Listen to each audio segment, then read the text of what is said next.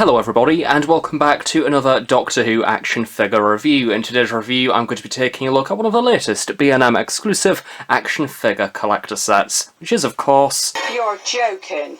Not another one? We're back with the History of the Daleks sets again. I'm sure there was one of these just 5 minutes ago. It's History of the Daleks set 19. There's two different versions of this set available. One with an Assault Dalek claw, the other with your trusty plunger. Right, let's get on with it then. Now, it's such a shame that we probably won't be seeing many action figures from the 9th Doctor era, because this use of the white and the oranges together is absolutely stunning. Of course, Character Options have decided to use colour-coordinated packaging to represent eras, and in this case, it works very, very well. This is History of the Daleks set 19. Yes, that's right, we have been doing this for 19 sets now. I question my life. We have the now traditional B&M limited edition embossed sticker. There is a little features bubble off to the side stating one Imperial Dalek and one Bronze Dalek. This may indeed be inaccurate depending on what version of this set you decide to pick up. We have two plungers within this one, so in this case it is accurate. But in the case of this version, we have the Assault Dalek claw there lurking away at the back. I always find it odd how the B&M exclusive line never actively promotes that there are different variants available to collect or something like that, how we used to see within the early 2000s. It's as if it's always a last-minute decision to do it. To the side of this, it does state that this is a part of the 5.5/14cm scale collector series, not to be confused with the Vortex Wave. You in fact get a custodial sentence if you mix the two up. At the top we have the title of the episode, of which these Daleks are both from the 2005 story Parting of the Ways, and a very good episode at that. We have the Doctor Who logo off to the side in the usual triangular bubble. The sides of the box continue the lovely white and orange design and repeat the same details. It does indeed look very pretty. It's probably the best the B&M line has ever looked. We have the different formation of Doctor Who logo at the top. At the bottom, your usual company information. Back of the box is very nice. Orange, whites, blues, very pretty. We also have a write-up for the story itself and the Daleks featured within this set. Always lots of text, really honing in on that collector's market. The B&M line, of course, continues to use the suffocating plastic shell packaging, making quality control issues quite difficult to spot, as well as generally looking quite ugly. The Daleks come packaged in this rather snazzy-looking blue time tunnel. Note too that their plastic prison is also risen slightly above the background, making it a little bit easier to remove without damaging the background, although it is still very difficult. So I purchased the two different versions of this set which are available because I have a history of making bad life choices. Fortunately, between the two sets, the Imperial Guard Dalek does remain exactly the same. The changes lie with this regular Dalek here, but we'll be taking a look at that change a little bit later on, but it's a sculpt by this point that we are all too familiar with. First, let's take a look at that Imperial Guard, shall we? Starting off where we always do with that Dalek fender, it is the Angular 2000s design, this time sculpted in a dark grey plastic, which I rather like. Same dark grey base which is used on the Assault Dalek within this set, although that has an additional finish on top, more on that later. In a rather satisfying full circle kind of way, it's a rather similar dark grey which was used on the initial black and gold Battle Pack Dalek. One of my biggest bugbears with these newer series Daleks returns. The rivets are present, but again, they haven't been painted for some reason. So the skirt on the Imperial Guard Dalek is this lovely deep black. It really stands out. Black paint application does have a glossy sheen to it, which is rather nice, especially as the Dalek rotates, the light bounces off it. It also makes the hemispheres stand out. For the most part, the quality control is rather strong as well. Although due to the black, when you look closely, there is the odd smudge here and there from where it's been placed within the packaging or the occasional manufacture error. For the hemispheres, these are this lovely vibrant gold. The light again really bounces off these. Arguably, these are some of the shiniest Dalek hemispheres I think I've ever seen. Due to the rather stark colour difference between the base and the hemisphere, I definitely recommend scrutinising these Daleks on the shop shelf prior to purchase in order to avoid quality control issues, as any golden paint leak will stand out miles. Instantly, we are off to a good start. This Dalek has a starkly different colour scheme to the other 2005 Bronze Daleks on the shelf, with the exception of the rather similar looking Dalek Battle Pack Black and Gold Dalek from 2005 and 2006. So we've gone very full circle with the History of the Daleks collector sets. But this latest 2024 release has a few different paint applications going on from the midsection upwards, and all the better for it. Very much like the Metaltron from Series 1's Dalek, we have that golden banding towards the bottom of the midsection. This is different to your average 2005 bronze Dalek, and much like the hemispheres, this stands out a lot due to the glossy black of the base going on down below. But again, sadly, there is the odd scratch here and there or slight smudge of paint. There is the odd blemish here and there as well, which is quite the shame actually, because the paint application itself is relatively sharp. There is still the golden squares surrounding the weaponry boxes, whilst the ball joints for the weaponry do remain in matte black, which look alright. Slats have also received a similar lighter bronze paint application. Sculpt really does highlight the strengths of this Dalek design. The lighter gold in keeps within the lines of each individual slat, as well as the rivets at the bottom and top,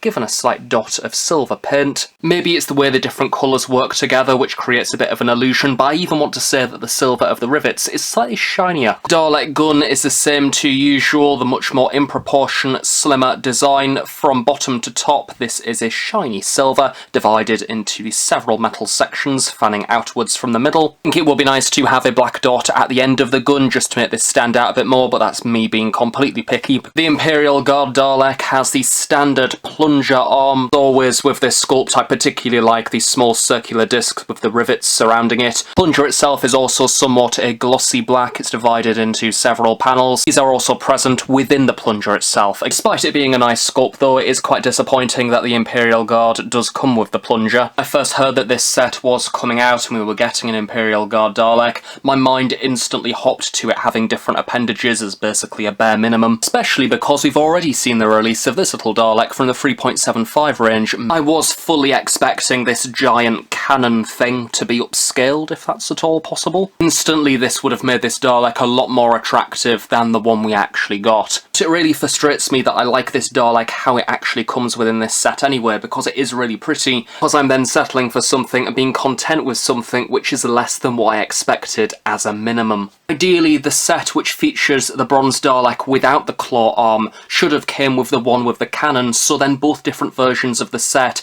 had a unique appendage. Neck bin and discs, same sculpt to always. The paint application on this is fairly nice in matte black for the mesh section. Again, watch out for paint leak here, as the bronze on black paint leaks do stand out quite a lot, as you may be able to see just there, as well as towards the bottom here, but for the most part it's alright. Set this Dalek apart in rank from the other Daleks on the shelf. To complete the decor, we have this lovely shiny black dome, which again works really well with the darker bronze. Smart, it makes the Dalek stand out. As per usual, the dome itself is divided up into several sections. It's a great sculpt. It looks like several bits of armour bolted together. Speaking of being bolted together, we even have these small rivets there surrounding the eye stalk caging. One of my other little bugbears for this Dalek is the absence of the ID tag underneath the eye stalk. Some may rightly point out it's only an ID tag, it's only small, you barely even notice it, but that's what makes it really annoying, because it's such a small thing it wouldn't have took much to include it, especially when the other Dalek of the set does have an ID tag. Weirdly, this is a critique which is shared by multiple new series Black Domed Daleks, including my personal favourite ever,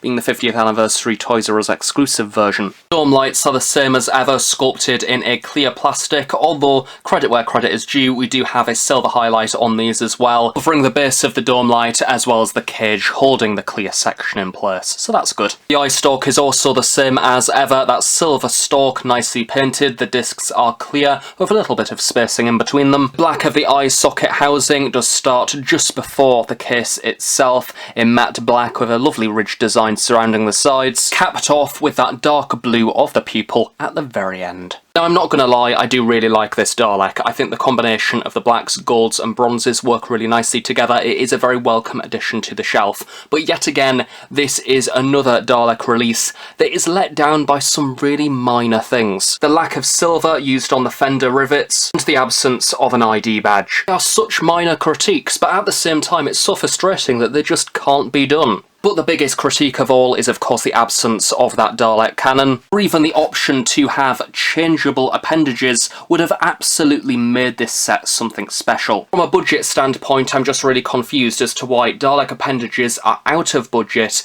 but then releasing an entirely new head sculpt of River Song within the same wave is within budget. So now let's move to the second Dalek of the set, which is of course either the regular drone Dalek or the Assault Dalek. Let's do a little bit of a bronze comparison, shall we, in an attempt to make this feel like a worthwhile purchase. So we have the Metaltron Dalek, much more vibrant, a kind of orangey bronze. It's the Crucible Dalek here from 2008, and arguably this latest 2024 bronze Dalek is a middle ground between the two. It has the shimmer of the Metaltron, but it is much darker and more consistent with this 2008 release. It's not as dark as the 50th anniversary Imperial Guard Dalek, but it's roughly the same bronze as the other Dalek released within this set. Anything, this latest bronze is rather similar to some of the older, chunkier bronze Daleks from 2006 and 2007. A little bit of a change with a slightly more orangey, darker bronze and a much lighter rose gold. All of these Daleks are nothing like the bronze as seen within the Big Finish exclusive bronze Daleks from B&M a number of years ago. And this Dalek isn't even bronze. He's got a red glittery effect. He's very Christmassy and arguably is better than all of the Daleks that I've just mentioned. What have we learned? Character options really like this sculpt, and it's a slightly different coloured bronze. Character light bronze. This is a very photogenic Dalek release, and the upgraded bronze definitely helps with that. I love the shimmer, I love that darker colour scheme. I think it is a more closer match to what is seen on screen, but also I like how it works with those golden hemispheres. I think it's pretty much the same gold which is used on the Imperial Guard, and it works very well, very shiny, very pretty. This is probably one of my favourite ever finishes on a 2005 bronze Dalek Fender. It looks great. Again, it's exactly the same darker grey also used on the Imperial Guard Dalek. This time we have a lovely lighter bluey grey wash on top. There is quite the variety of patterns within these scuff marks as well, so overall it has a rather realistic appearance. It's like this Dalek has been bopping around Satellite 5 crashing into things. It brings a little bit more life to the sculpt, it's not as over the top as some of the classic Daleks, and generally avoids block colour. But again, character options are fell at a very simple hurdle, because the rivets ain't painted. Again! So regardless of which version of this set you decide to purchase, both of the standard drone Daleks do come with your regular Dalek blaster. As for the other appendage, one of the Daleks come with a standard plunger. This is exactly the same sculpt to usual. Maybe boring to some, but I actually quite like this release because it's just your regular, bog standard Dalek with standard paint application, which we don't really get many of. Of course we did get the Metaltron Dalek from the last wave, but that has a rather unique paint application. Meanwhile, this release, it's a slightly darker bronze. It's rather generic, but it's painted so well, I just like it. Maybe I'm just overloading on the compliments to put off talking about this, the Assault Dalek variant. Sadly, it seems the budget has really let this one down. We have the more detailed, newer, slimmer, in proportion Dalek sculpt, with the old sculpt Assault Claw from like 2007 bunged on top. The claw itself is not so much the problem, it's the stalk which leads to it. Look how chunky that is, because the entire Dalek it initially came from is also the chunky design. In stalk is a shiny silver. Just before we get to the claw, we have this matte black area with a series of cogs within. Hemisphere in the middle is the same gold to that of the hemispheres on the skirt, and of course the claws are a slightly darker bronze. Paint application has been massively revised from the original. That matte black area isn't even present, and the colouring has been matched to be more consistent with the rest of the Dalek. For a second time, I'm rather disappointed by the Dalek appendages within this set, especially because they're meant to be the main selling point. Would my opinion differ if I didn't have the original Assault Dalek from back in the day? No, probably not, because it is clearly out of proportion. I honestly thought seeing these areas resculpted was a rather reasonable and within budget expectation. Rather unexpectedly, that leads me to recommending the less exciting version of this set with the plunger,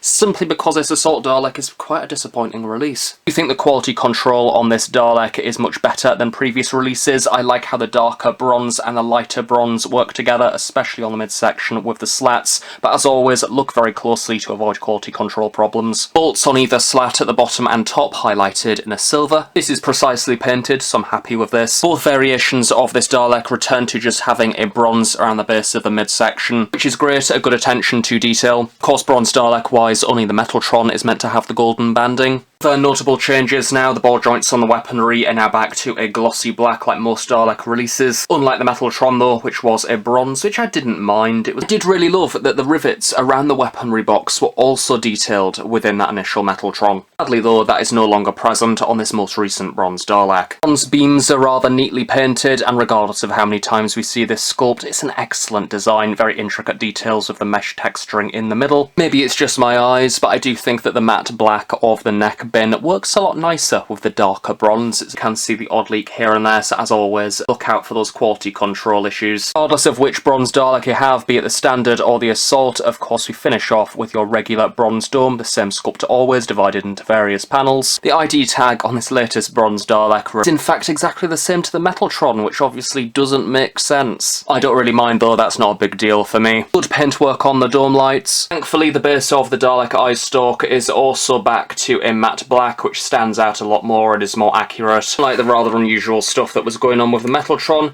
where it was a bronze or gold for some reason. Eye stalk the same to usual, and the dark blue iris is neatly painted as well. So there we go, that's your lot for History of the Daleks Set 19. It is a mixed bag, and ultimately I think a missed opportunity to do something really, really exciting. The Imperial Guard Dalek is without a doubt the highlight. I love the decor, the contrast between the darker bronze and the black is lovely, very striking. I love the new paintwork on the fender for the Assault and Drone Daleks as well as the new revised bronze colour scheme. Biggest letdown here is without a doubt the reuse of the Assault Dalek claw. It's far too chunky and out of proportion, it just looks a little bit odd. Making the standard Dalek the better of the two, that is in fact a really nice release. I'll be honest, I was expecting the cannon as well for the Imperial Guard Dalek, so it is a bit of a shame, but it is still a nice set with some great paintwork, and quality control is notably better than some of the earlier releases. So it's a set that if you like the look of it, maybe buy one of them and then miss out on the other subtle variant. So I hope you've enjoyed this review, thank you for watching, do stay tuned on The Host Productions for regular Doctor Who content, have a nice day, I shall see you all next time. Goodbye.